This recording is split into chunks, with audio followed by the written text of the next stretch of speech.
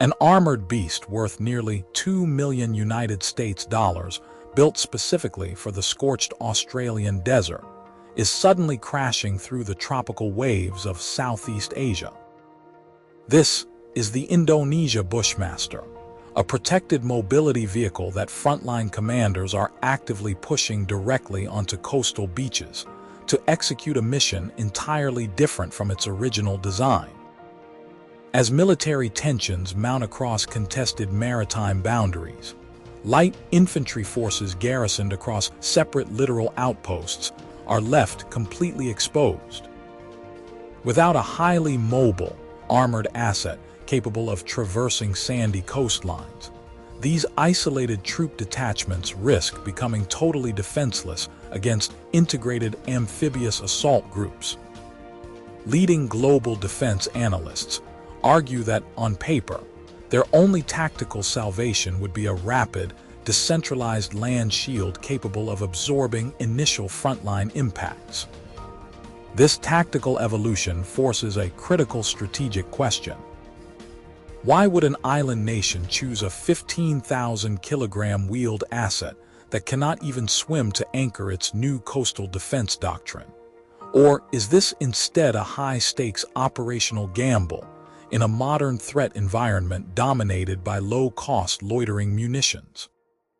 The answer directly challenges traditional mobile armor doctrines. Fixed military facilities and slow-moving heavy armor are increasingly vulnerable to real-time satellite and drone detection. Forcing a desert patrol vehicle into an amphibious island shield role represents a calculated response to this shifting reality, where rapid coastal maneuver outweighs traditional amphibious capabilities. Before we go on, what do you think about this unconventional maritime defense strategy? And tell me where you are watching from. Make sure to subscribe to the channel so you never miss our deep dives into cutting-edge global defense assets.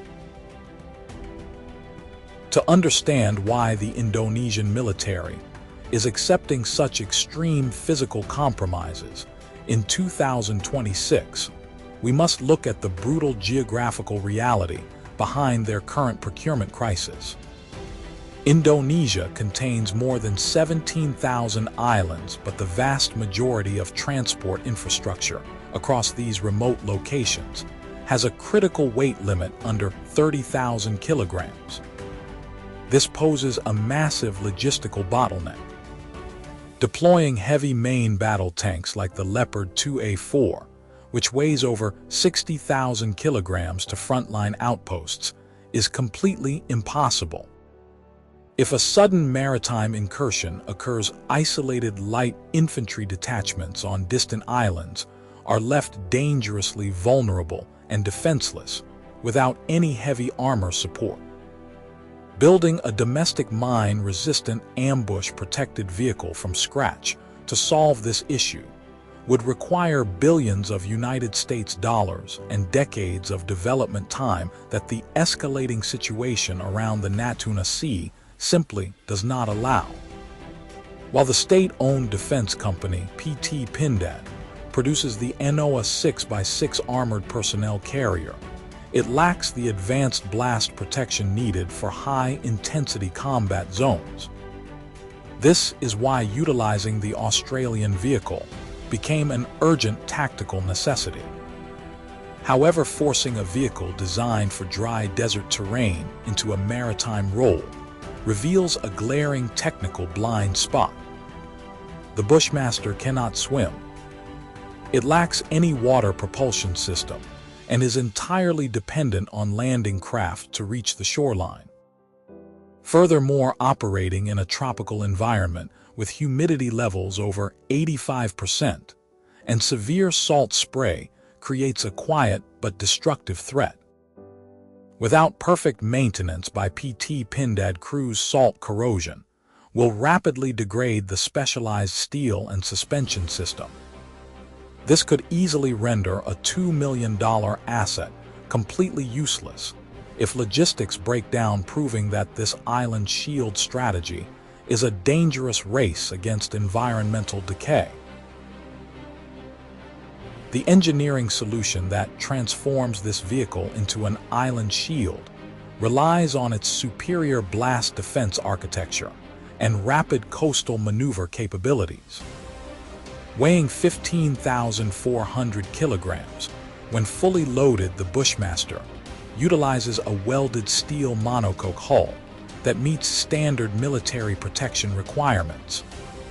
The core of its defensive survival is the unique V-shaped hull design, which deflects the vertical explosive force of anti-tank mines away from the troop compartment. This specialized armor shell protects the crew against 7 62mm armor-piercing rounds and 155mm artillery fragments. Powered by a 330-horsepower Caterpillar diesel engine, the vehicle reaches top speeds of 100 kilometers per hour, with a maximum operational range of 800 kilometers.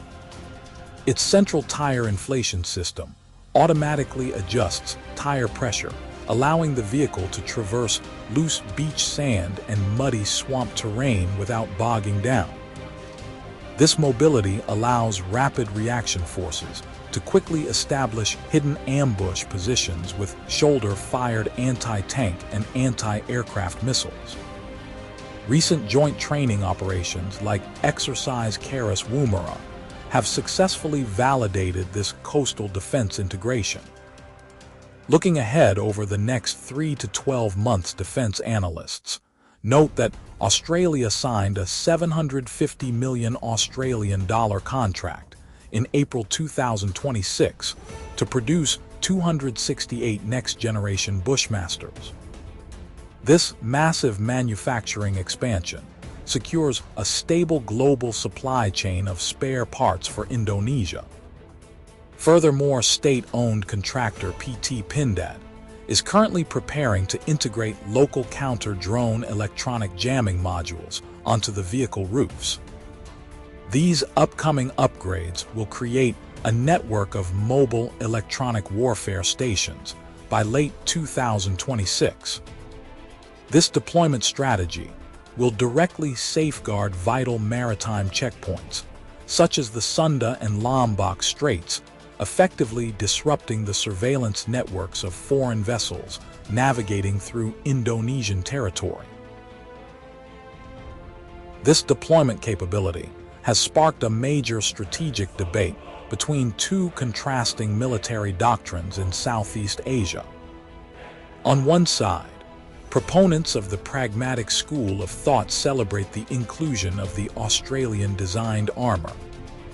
They argue that utilizing an existing platform that has already proven its extreme blast survivability on international battlefields is an incredibly cost-effective solution. It instantly grants a highly mobile, rugged defensive capability to Indonesian rapid reaction forces, without wasting billions of United States dollars and decades of development trying to build a local mine-resistant vehicle from scratch. On the other side, modern defense critics argue that relying on a 15,000-kilogram vehicle that is not naturally amphibious is a significant gamble for an island nation. The biggest tactical blind spot is that during an actual coastal crisis, these vehicles are completely dependent on slow-moving landing craft to transition from sea to land. If unpredictable maritime interdictions or enemy drone strikes destroy these transport vessels before they reach the shore, this multi-million-dollar asset could be neutralized before ever turning its wheels on the beach. This operational reality leaves defense planners facing a difficult dilemma. Is it wiser to accept the physical limitations of an imported desert vehicle for the sake of rapid, immediate deployment?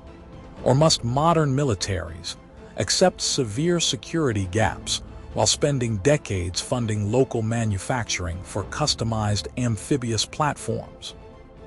The ultimate lesson from Indonesia is that the shifting nature of littoral warfare requires rapid adaptation, even if it means transforming a desert patrol asset into an unconventional coastal fortress?